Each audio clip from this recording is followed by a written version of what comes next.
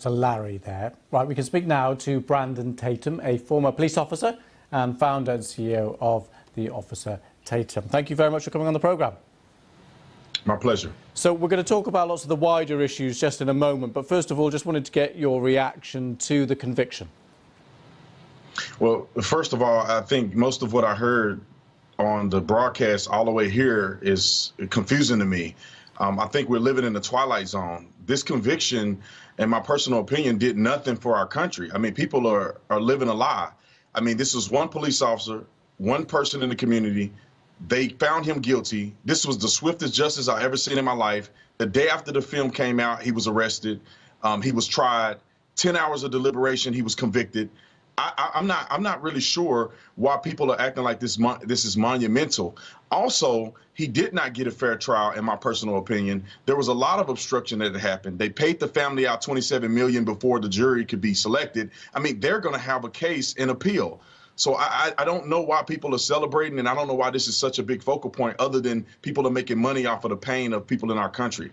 So you're objecting firstly to some of the things that happened around the trial, which now that there is a conviction, I think we should probably park that. But secondly, you're upset that there's a amalgamation here of a wider sense of a landmark case and this one specific court case.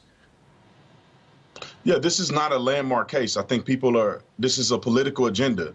They're pushing lies in our country. Policing in America is not inherently racist. We don't live in a racist country. This was an interaction between a police officer that I thought did the wrong thing and a black man who was on drugs, high, resisting arrest, and ended up being killed by that police officer. That's as simple as it can be. The president of the United States got out and made a fool of himself trying to promote racism in a simple police encounter that the officer got convicted on. So you reject President Biden's comments about systemic racism and it being a stain on the whole nation? Yes, President Biden is an idiot, in my personal opinion, and he's just talking because he's a politician. Systemic racism, I mean, if you look at Joe Biden himself, you know, he spoke at a Ku Klux Klan member's funeral and did the eulogy of Robert Byrd. I mean, he is white supremacy and racism if you want to say that is the case. And now he's the president. So if he really cared about white supremacy and racism, he should step down as the president because he's an exemplification of that very thing. These people are just running their mouth and they're not being honest. We don't have a problem with racism in our country. We have a problem with people not following the law. We also have a problem with politicians making up things so they can get reelected. And that's exactly what has been happening. That's why you never see anything change. They're lying to us. So the rate of people being killed by police the rate is higher amongst black people than amongst the rest of the population. How do you account for that if that isn't a systemic racism problem? Yeah, first of all, that's not true. Twice as many white people go killed by police every year. Twice as many white people are killed unarmed by police every year. You just don't see it. There's a gentleman named Tony Timpa. I guarantee you anybody watching me have no idea who Tony Timpa is. Tony Timpa was murdered in the same fashion that George Floyd was killed. But because he was white, we don't hear about it and nobody cares about it. Nobody's talking about police reform when he was suffocated and killed, but they only talk about it because George Floyd is black.